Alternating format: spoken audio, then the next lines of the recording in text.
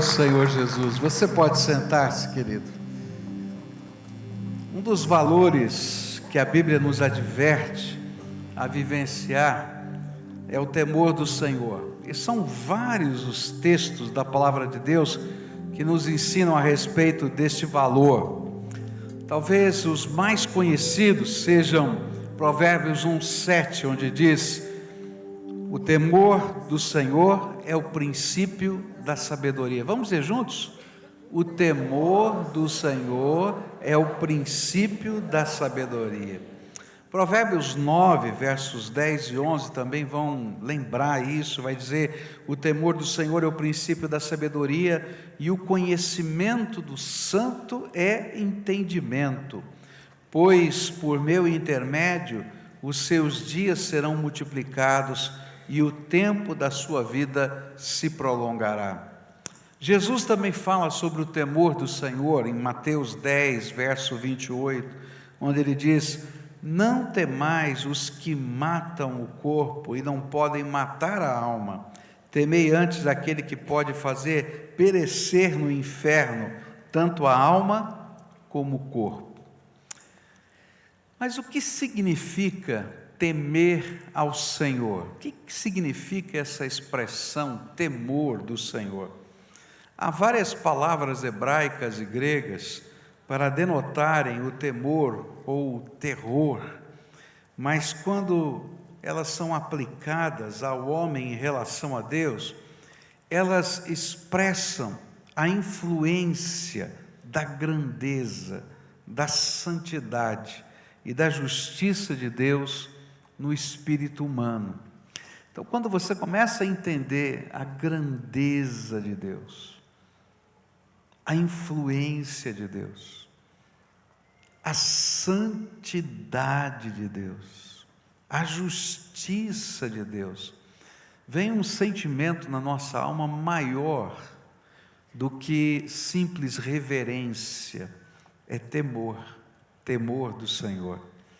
Você pode imaginar uma cena, e eu queria começar essa mensagem com essa cena na sua mente. O que aconteceria no seu coração se você, num culto como esse, imagina isso acontecendo, você está num culto como esse, e de repente, você fosse cheio do Espírito Santo, e você começasse a ter uma visão do céu. Imagina isso, tá? Você está cheio do Espírito Santo, você se desconecta desse ambiente, e você começa a ter uma visão do céu. E nessa visão do céu, foi isso que aconteceu lá no livro de Isaías, não é? E a gente vai encontrar isso no capítulo 6. Nessa visão do céu, você vê o trono de Deus. E você começa a perceber que os anjos do Senhor, os anjos mais brilhantes, os anjos mais que refulgem a glória de Deus, porque eles se chamam serafins, que quer dizer refulgir, brilhar. Esses anjos não conseguem olhar para o Deus que está sentado no trono. E aí, algumas das suas asas cobrem o seu rosto, cobrem os seus pés, porque tamanha é a glória de Deus. Quando a gente tem essa percepção de quem é Deus, de quem é como é a sua glória, da santidade de Deus, da justiça de Deus, a gente tem um sentimento de reverência e de temor. A palavra de Deus nos diz também, por exemplo, que João, quando viu o Senhor Jesus ressuscitado, e a glória dele, e a beleza dele, ele não conseguiu fazer outra coisa a não ser colocar a boca no pó. A palavra de Deus nos fala que Daniel, quando viu a glória do Senhor, ele não conseguiu se levantar. E ainda que o anjo do Senhor tivesse tocado nele e dito assim: você é muito amado, Daniel, levanta, ele não conseguiu mais do que ficar de quatro. E aí ele teve que ser erguido. Tamanha era a impressão da grandeza de Deus. Um dos problemas que a gente vive na história é que toda vez que essas dimensões da grandeza, do poder e da justiça de Deus vão se deteriorando na nossa mente e o temor do Senhor se afasta do coração humano, então chegam tempos de juízo na terra, porque Deus precisa restaurar a porta de comunicação com o coração humano, e quando não há temor do Senhor, as pessoas não valorizam aquilo que o Senhor tem para a vida delas. Por isso eu queria falar um pouquinho durante essas próximas semanas sobre princípios da palavra do Senhor a respeito do temor do Senhor. E eu vou usar como base Isaías 33. E eu vou estar, na verdade, estudando os capítulos 32 e 33 do livro de Isaías. E vou pensar alguns trechos onde o profeta está falando sobre a necessidade do temor do Senhor. E nos ensina esses princípios que precisam ser inculcados no nosso coração a respeito do temor do Senhor. O primeiro princípio que vai aparecer lá em Isaías 33, versículos 5 e 6, é que o temor do Senhor, quando inculcado no nosso coração, ele é a chave para um tesouro. Deus nos dá a chave para um tesouro dele, quando o temor dele está no nosso coração. Olha que o profeta disse, Isaías 33, versos 5 e 6, o Senhor é exaltado, pois habita no alto, e Ele encherá Sião de retidão e justiça. Ele será o firme fundamento nos tempos a que você pertence, uma grande riqueza de salvação, sabedoria e conhecimento. O temor do Senhor é a chave desse tesouro. Mas por que o temor do Senhor é a chave dos tesouros da graça de Deus? A primeira razão porque ele é a chave que está aqui no texto, é porque o temor do Senhor é o firme fundamento. Quando nós tememos a Deus, reconhecendo quem Ele é, o seu poder, a sua grandeza, a sua santidade, o seu juízo, a nossa mente e coração se abrem para fazer dele e da sua palavra o firme fundamento do estilo de vida no tempo em que nós pertencemos. É interessante essa expressão, o firme fundamento no tempo em que você pertence.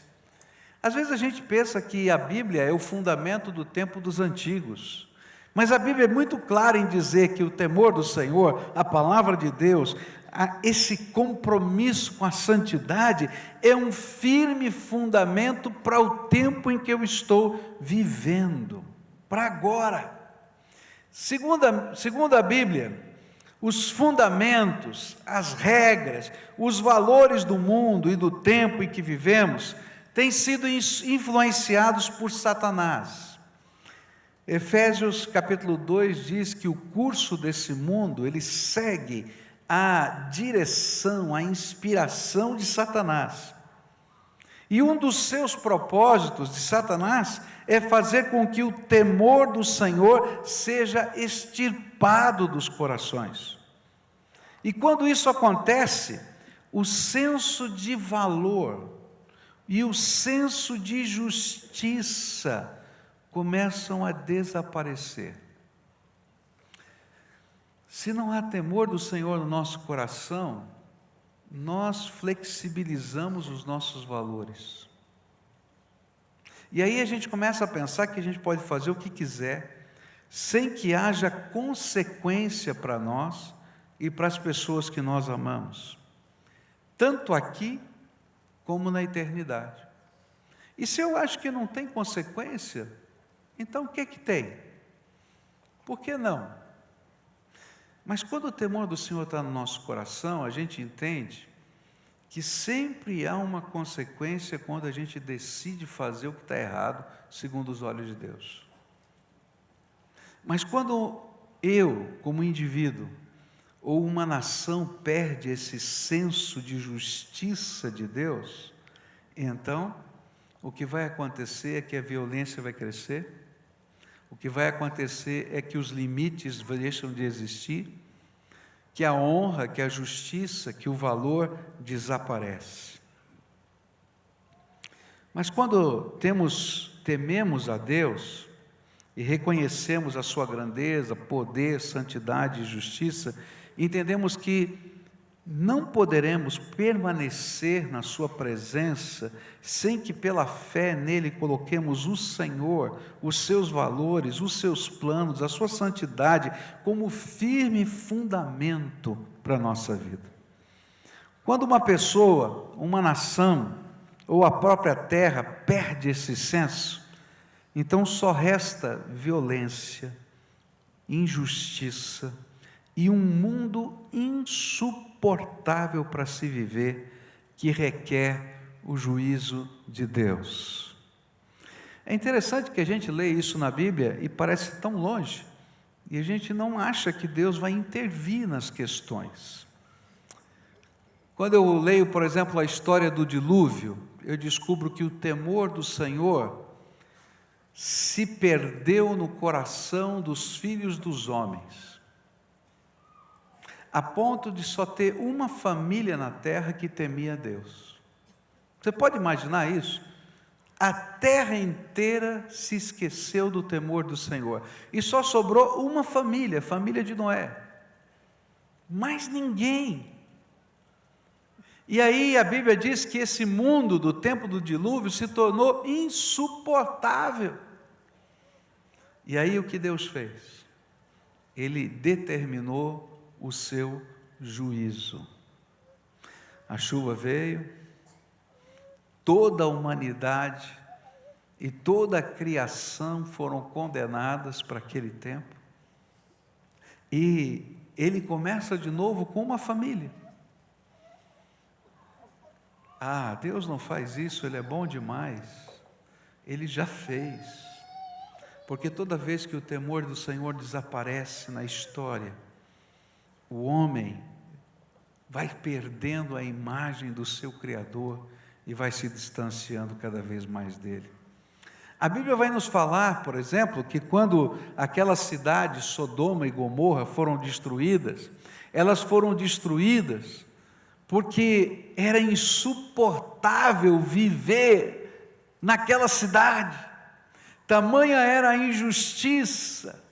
É tão sério isso, e tão sério que chegaram os anjos do Senhor para falar com Ló e com a sua família e dizer que Deus iria salvá-los por causa da intercessão de Abraão.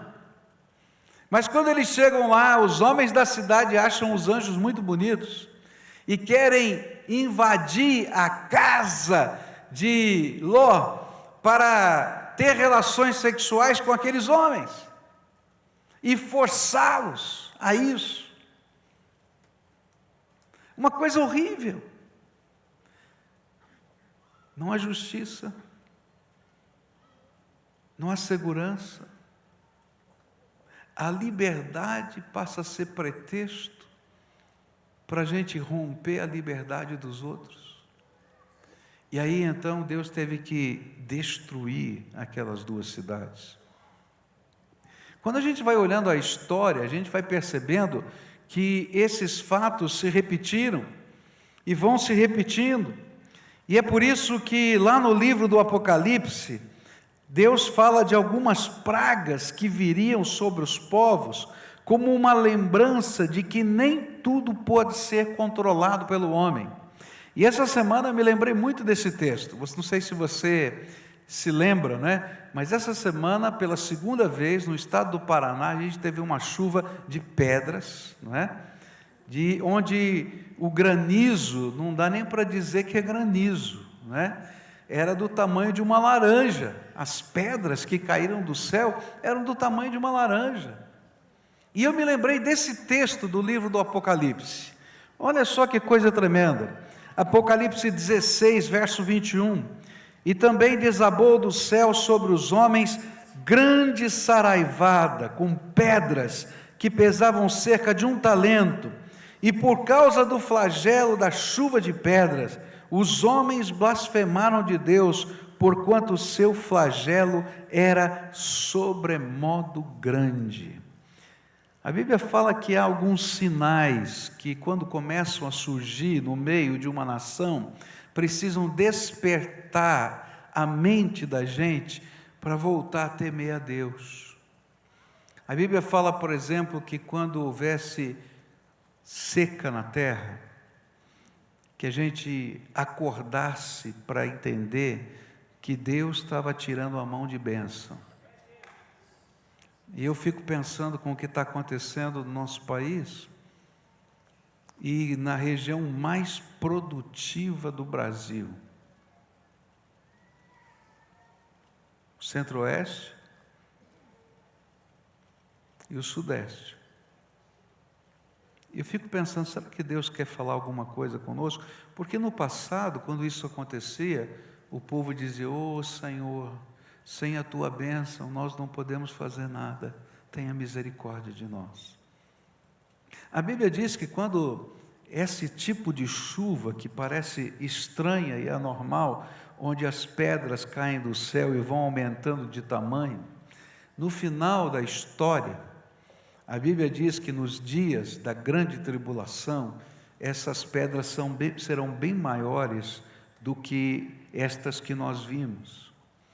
A Bíblia fala de 1 talento, cerca de 31 quilos. Você pode imaginar uma chuva de pedra, com pedras de 31 quilos caindo do céu. No final da história é isso que está previsto. Mas toda vez que isso acontecia, o povo parava para dizer: "Senhor, tem misericórdia de nós, porque o Senhor é quem abençoa, o Senhor é quem controla, o Senhor é que tem todo o poder, tenha misericórdia de nós." Mas quando esse sentimento de que nós precisamos de misericórdia e graça foge do nosso coração, então o temor do Senhor se foi.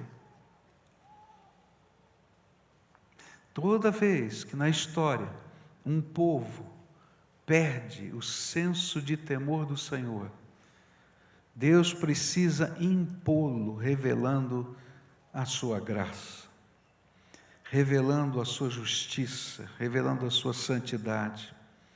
Por isso, a Bíblia diz que o temor do Senhor é a chave para o firme fundamento para os tempos bons e para os tempos ruins, fundamento que nos ensina por onde a gente vai.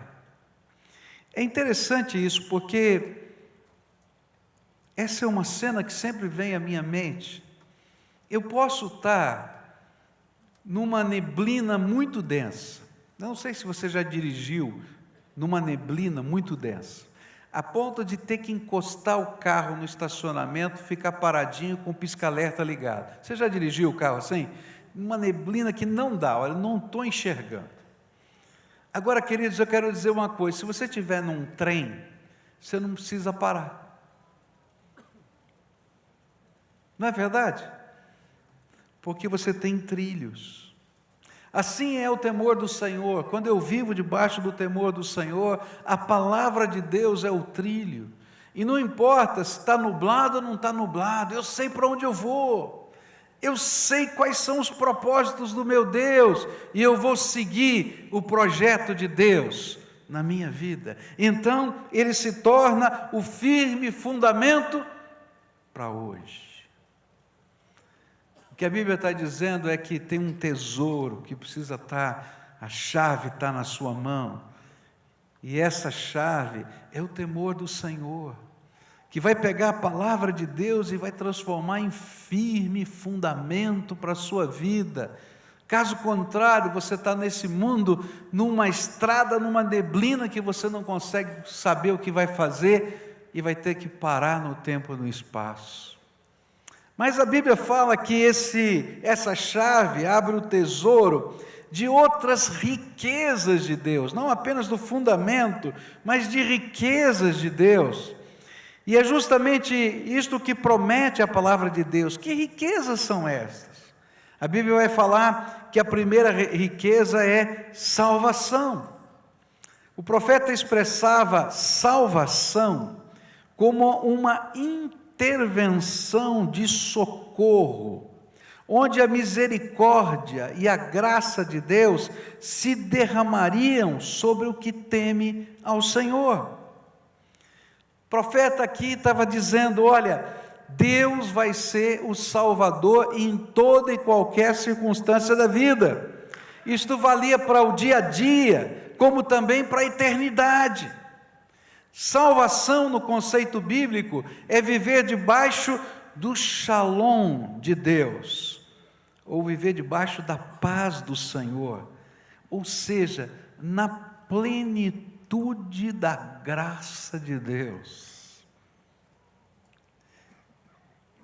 Salvação é ter Jesus ao lado como Senhor, como Salvador, como companheiro, como mestre, todos os dias, em todas as circunstâncias. Mas salvação é também ter Jesus ao nosso lado naquele dia, quando passarmos pelo juízo eterno de Deus, onde céu ou inferno se tornarão o destino da nossa alma. E o que a Bíblia está dizendo é que sem temor do Senhor não há salvação. Pois sem temor do Senhor, o homem não crê que precise ser salvo. Eu me lembro de um dia que eu fui visitar uma senhora tremendamente piedosa. A gente lá na casa dela podia ver vários símbolos da sua religiosidade. Ela estava muito enferma. E ela então, envergonhada, olhou para mim e disse assim: pastor, posso fazer uma pergunta para o senhor? Eu disse: pois não, se eu souber. Ela disse assim: por que a gente chama Jesus de Salvador? E aí me veio uma tristeza tremenda,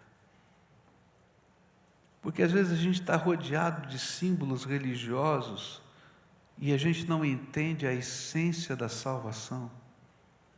Sabe por quê? Porque nos falta o temor do Senhor. Sabe por que eu preciso de um Salvador? Porque eu sou um pecador perdido. Ah, mas eu sou uma pessoa boa, de bem. Mas você tem algum pecado? Tem alguém aqui que não tem nenhum pecado? Tá, olha, eu quero conhecer, viu? Porque não existe. A Bíblia diz que não existe. E a Bíblia diz que basta um pecado para a gente não passar pelo juízo de Deus. Um só. E aí, eu começo a entender que eu estou perdido. E se eu estou perdido, eu preciso de uma intervenção salvadora. Quando eu era garoto, eu estava com o meu irmãozinho e minha irmã num barquinho no meio de um lago. Eu tinha 9 anos de idade. Eu estava sozinho no meio do lago. O que eu estava fazendo lá? Não sei. Mas eu estava lá. Minha irmãzinha tem 3 anos de diferença, tinha 6 anos. Meu outro irmão tem mais 2 anos, então você faz a conta aí, 4 anos. 3 crianças no meio de um lago, num barquinho. E de repente o barquinho virou. E aí, eu sabia nadar, minha irmã e meu irmão, minha irmã sabia boiar, e meu irmão não sabia fazer nada. E aí bateu o desespero, você está no meio do lago, com os dois. E o que vai acontecer? Você tem a nítida sensação de morte. Para alguém, porque não tem braço para todo mundo. E aí, viram lá na beira do lago, meu pai e mais uma pessoa, e vieram nadando para nos salvar. Cada um pegou um e eu voltei nadando. Mas que coisa boa quando eles chegaram perto. Porque eu estava perdido. Sabe, o temor do Senhor nos faz ter essa sensação: sem a presença de Deus eu estou perdido, e eu preciso de um Salvador para hoje. E essa ideia de Isaías, quando ele fala de salvação, é uma intervenção de Deus na minha vida, mas eu preciso de um Salvador para a eternidade. A palavra de Deus vai falar nesse próprio texto: quem pode enfrentar o fogo consumidor?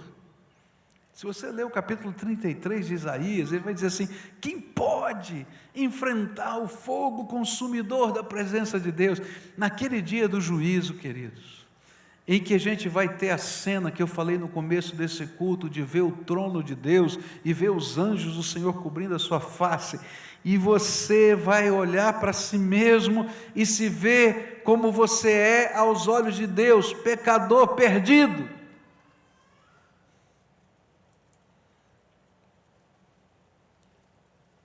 E se você não tiver um Salvador,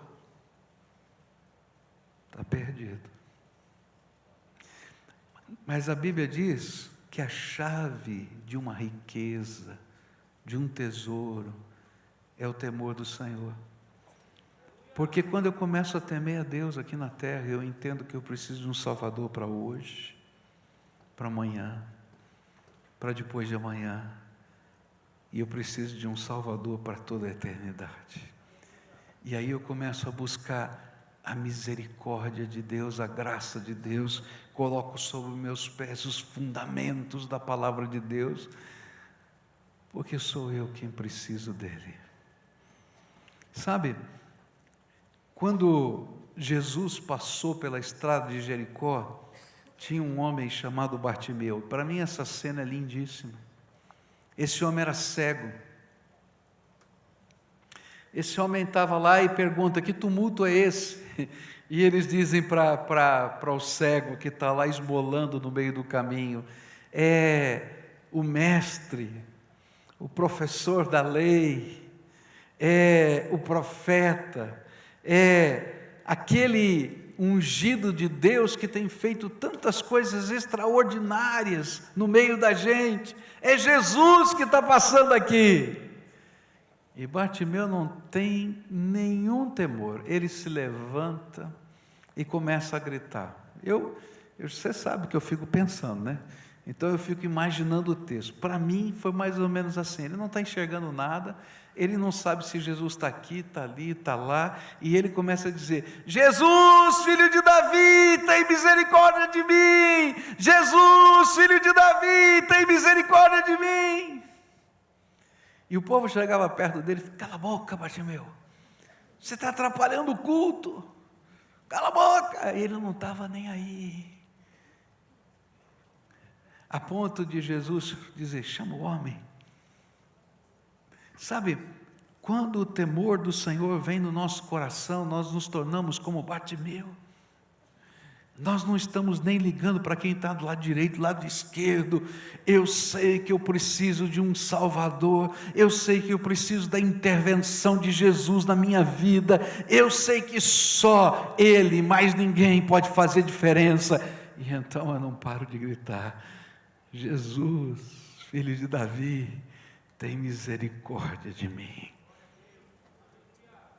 E aí, a chave da salvação é colocada nas nossas mãos, porque a Bíblia fala que para a gente ter salvação é preciso que duas coisas estejam no nosso coração: que a gente tenha arrependimento, que é fruto do temor do Senhor, de entender quem eu sou, que eu sou pecador, que isso é pura graça, e fé, que Jesus é o único que pode intervir na minha vida.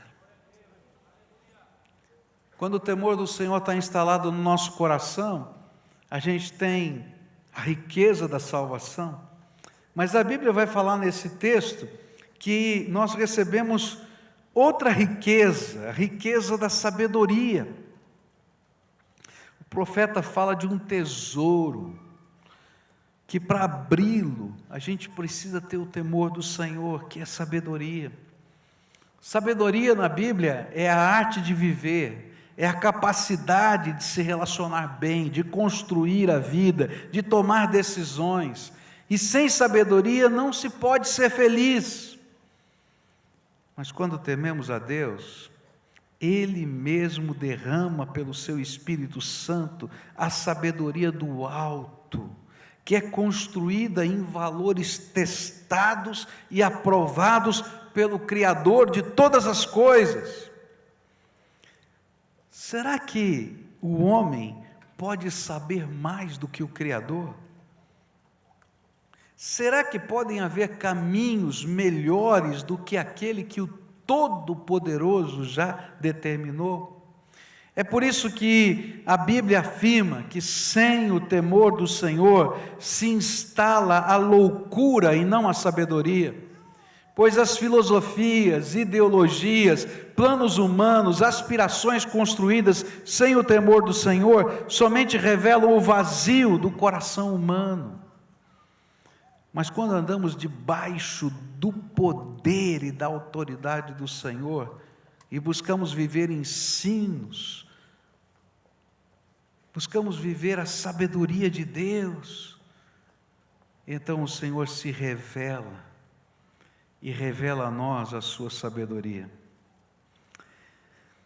Eu fico triste porque muitos têm sofrido porque não colocam esse princípio em prática. Porque quando não tememos a Deus, flexibilizamos os nossos valores e vivemos loucamente nessa terra. Mas quando tememos a Deus, buscamos os valores de Deus e implantamos em nossas vidas e ganhamos o derramar da sabedoria do Espírito Santo. E é por isso que Isaías afirma que o tempo de sofrimento só cessa quando o Espírito Santo é derramado sobre nós. Olha só o que diz a Bíblia: até que sobre nós o Espírito seja derramado do alto, e o deserto se transforme em campo fértil, e o campo fértil pareça uma floresta. Se você ler o capítulo 32, ele vai dizer, está tudo acabado, está vendo? Mulheres de Jerusalém, vocês vão chorar, vocês não estão vendo, mas vocês vão ver, essas coisas vão acontecer, até que o Espírito seja derramado do alto, e aí comecem as transformações.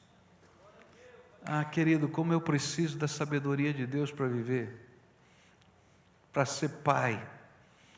Nós vimos tantas criancinhas aqui hoje, não é verdade? Quando você pega uma criancinha dessa no colo e pensa que ela depende de você para tudo, eu não sei qual é o teu sentimento, mas a gente treme na base, não é? E aí a gente entende que a gente precisa de sabedoria do alto para ensinar aquele ser vivo que está ali a crescer, a viver. Como a gente precisa de sabedoria de Deus para se relacionar com as pessoas. Como a gente precisa de sabedoria de Deus para ser feliz. Você quer ser feliz? Eu quero, mas eu preciso da sabedoria de Deus, senão eu vou fazer tanta bobagem, vou machucar tanta gente. Quero dizer para você que se você teme a Deus, coloca a sua palavra como firme fundamento, e se Jesus é o teu Salvador, e se você busca ser cheio do Espírito, para que o Espírito derramado sobre você se transforme em sabedoria, pode ter certeza que Ele vai fazer você feliz. Não quer dizer que não vai ter problema, mas você vai ter a sabedoria de Deus para resolver os problemas. E ele termina falando sobre conhecimento. Ele fala que o último tesouro que eu queria deixar com você é o conhecimento. Mas não é o conhecimento científico de que ele está falando. Ele não está falando dos diplomas, não está falando do que você pode pesquisar no Google. Não. Ele está falando de algo extraordinário. É que quando a gente teme a Deus e a gente se conecta com Ele, a gente vive na dimensão não apenas da sabedoria, de decidir em cima de princípios, mas da instrução de um Deus que sabe todas as coisas. E aí eu começo a tomar decisões baseados num conhecimento que não é meu, é do Todo-Poderoso, é revelação do Criador. Queridos, quantas vezes na minha vida Deus me livrou de situações terríveis, simplesmente porque Ele me deu um conhecimento que eu não poderia adquirir em outro lugar. Eu fui comprar um carro, e aí dobrei os meus joelhos para saber se era da vontade de Deus que eu comprasse ou não. E eu me lembro que um dia eu comentei com alguém sobre isso, e disse assim: pastor, o senhor me perdoe, mas eu acho que o senhor está sendo exagerado. Se o senhor tem o dinheiro, tem como pagar, por que o senhor não compra logo o carro? Tem que perguntar isso para Deus também. Eu falei assim: a minha vida pertence a Ele, Ele conhece todas as coisas. E é interessante que eu fui orar, o carro lindo, que a gente estava doido para comprar, e eu e minha esposa tivemos plena convicção que Deus falou: não compre o carro. E aí eu não comprei. Alguns meses depois, o meu sogro perdeu tudo que tinha, e nós nos sentimos no dever de ajudá-lo financeiramente. E se eu tivesse comprado aquele carro, eu tinha assumido compromissos financeiros que eu não poderia ajudá-lo. E aí então um olhou para o outro e disse: louvado seja Deus, porque isso é conhecimento de um Deus que se revela. Você está entendendo? A gente toma decisões, às vezes que não é somente a sabedoria, onde você tem as coisas, você tem os princípios e você decide, mas é intervenção de Deus falando de coisas que eu não sei, que eu não vou compreender na sua plenitude, mas é conhecimento de Deus. Quantas vezes no aconselhamento pastoral acontece isso? Às vezes eu estou sentado e o Espírito Santo de Deus fala assim: pergunta isso. Eu digo: Senhor, mas não tem sentido essa pergunta, não é nada disso. E de repente aquela pergunta é feita e aquele coração se arrebenta, porque era o ponto, era o foco, era o lugar. Isso é conhecimento. É aquela antecipação de Deus, quando Ele está falando com o seu Espírito através da sua grande sabedoria ao nosso coração. Isso se aplica à minha vida, aplica ao ministério, aplica ao dia a dia. E se você perguntar, é percepção? Não, é Deus revelando o seu conhecimento. Mas para isso, querido, você precisa ter temor do Senhor. Nessa manhã, eu queria orar com você, como a gente sempre faz. Porque o temor do Senhor é o princípio da sabedoria. Eu quero orar com você, porque o temor do Senhor é a chave de tesouros de Deus. E tem uma coisa que o inimigo não quer que você faça: temer a Deus. Sabe o que é temer a Deus? É reverência. Sabe quando você entra nesse templo? Esse templo é um lugar comum, mas quando você entra nesse templo, a palavra de Deus promete que onde 2 ou 3 pessoas estiverem reunidas no nome dEle, Ele ali estaria. Ele está aqui agora. E aí, quando a gente percebe a presença dEle, não dá para estar num lugar desse sem reverência. O Senhor está aqui. Está entendendo? Quando a gente está vivendo a vida e caminhando pelos caminhos da vida, a gente está olhando onde está pisando. Sabe por quê? Porque onde você caminha é terra santa, porque Deus anda com você. Está entendendo? Sem o temor do Senhor eu não vivo isso. Eu acho que tudo é tudo normal. Nessa manhã eu vim aqui para dizer para você que uma das bênçãos que você precisa é que Deus revele a sua grandeza e majestade para você, para que o temor do Senhor seja instalado no seu coração. Que você reconheça que Ele é Deus, que a glória dEle é tremenda. Nessa manhã, o Espírito Santo me manda aqui para dizer para você: olha, você precisa de uma chave, de um tesouro, o tesouro de um firme fundamento, de uma salvação, de uma sabedoria, de um conhecimento, que só Deus pode te dar. Mas se você não estiver disposto a temer o Senhor suficientemente para abrir mão de outras coisas, essa chave sai, cai, vai embora. Sabe por que a gente é complacente com o pecado? Porque a gente acha que não tem consequência, até que a mão de Deus pese sobre nós. Nessa manhã, hoje, eu queria convidar você a tomar uma decisão radical. Presta atenção nessa palavra, é radical. Jesus vai ser o Senhor da minha vida, porque quem precisa dele sou eu, quem precisa da intervenção dele sou eu, quem precisa da misericórdia dele sou eu, quem precisa do firme fundamento para o tempo presente sou eu, quem precisa de salvação e intervenção hoje para toda a eternidade sou eu, quem precisa de sabedoria sou eu, quem precisa de conhecimento sou eu, e sem Ele, eu não posso fazer nada. Então nessa manhã eu queria orar com pessoas que estejam vivendo dois sentimentos, arrependimento e fé. Arrependimento porque reconhecem que não têm vivido assim, e fé porque sabem que podem viver assim e que a graça de Deus pode manifestar-se na sua vida. Então, se você é uma dessas pessoas e o Espírito Santo de Deus está falando com você, cheio de temor, cheio de reverência, numa busca sincera como Bartimeu, você vai se levantar do seu lugar, vem aqui à frente para a gente orar. E eu sempre digo por que eu chamo você aqui à frente, vou repetir outra vez. Não é porque esse lugar é santo, nem porque a mão do pastor é poderosa, mas é porque se você não é capaz de temer o Senhor para ouvir a voz dEle dentro de um templo e obedecê-lo, você não vai temer o Senhor para ouvir a voz dEle e obedecê-lo quando você sair lá fora.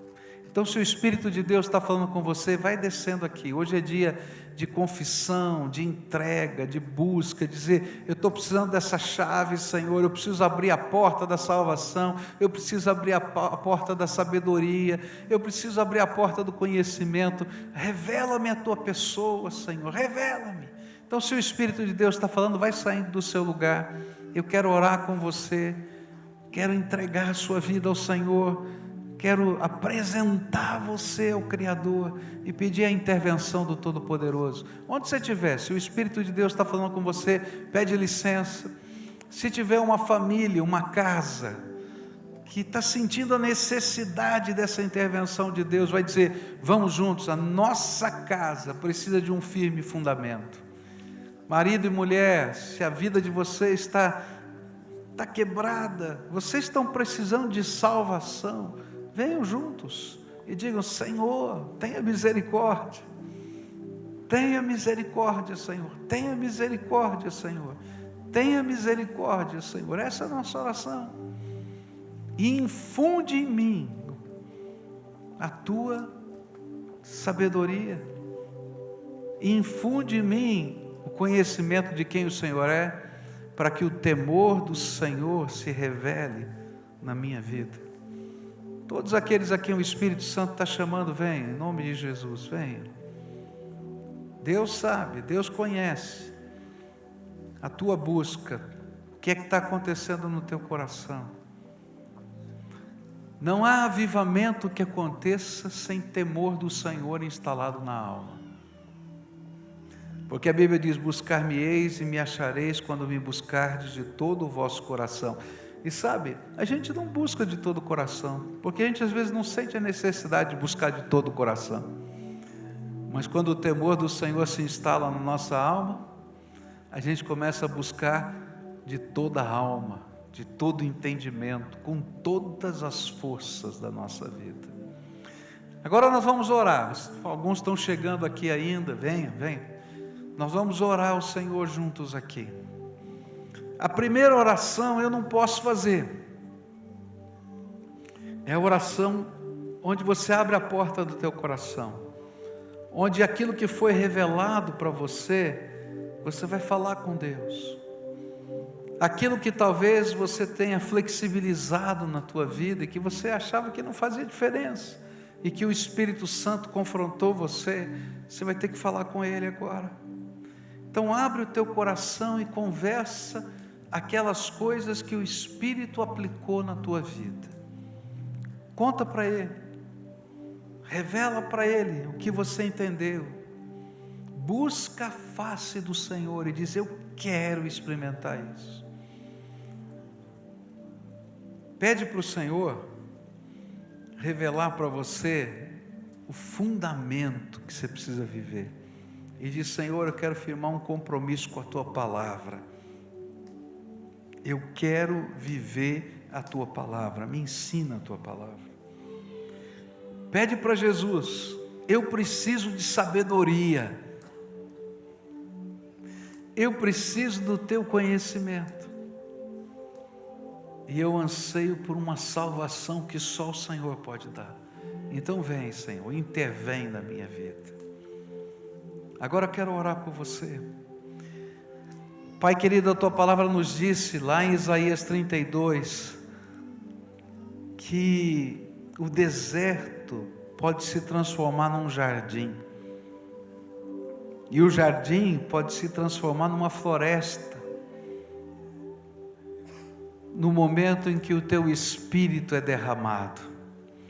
Então nessa hora eu quero te pedir: Senhor, ouve o clamor do Teu povo, abre as janelas dos céus e derrama do Teu Espírito. Derrama, Senhor, do Teu Espírito. Derrama, Senhor, do Teu Espírito. E que o derramar do Teu Espírito seja renovação, seja restauração, seja força, transformação. E que, Senhor, o temor do Senhor se instale em cada coração, porque assim o Senhor vai estar dando as chaves de uma série de presentes que o Senhor tem para nós. Quero te pedir que sobre essas vidas a Tua graça se revele, o Teu poder, Senhor, se manifeste, e que o Senhor segure na mão de cada um dos Teus filhos. É aquilo que eu oro em nome de Jesus. Amém e amém. Fica de pé, todo o povo de Deus. Dá a mão para quem está perto de você e diz assim: ó, você tem uma chave. Fala para eles, ó, você tem uma chave. Diz aí, dá a mão aí. Fala assim: você tem uma chave, e essa chave te dá acesso a um tesouro. Teme a Deus aqui no seu coração, de verdade. Essa é a chave. E a gente teme a Deus não só na igreja. A gente teme a Deus quando a gente está no quarto da gente e a gente busca a face do Senhor. A gente teme a Deus quando a gente está andando pelo caminho, quando a gente está educando os filhos, quando a gente está pensando em ser o melhor esposo, a melhor esposa. A gente teme a Deus. Fala: Senhor, eu quero esse princípio na minha vida. Me ajuda? Me ajuda, Senhor. Firme fundamento, está na palavra. Abra a Bíblia, começa lá no Novo Testamento, começa a ler um pouquinho por dia, conforme a fome do teu coração, e diz: Senhor, eu preciso saber quais são os meus trilhos. Amém? Deus vai te dar graça. Quantos aqui que estão aqui na frente já estão numa célula? Levanta a mão aqui, quero ver. Quantos?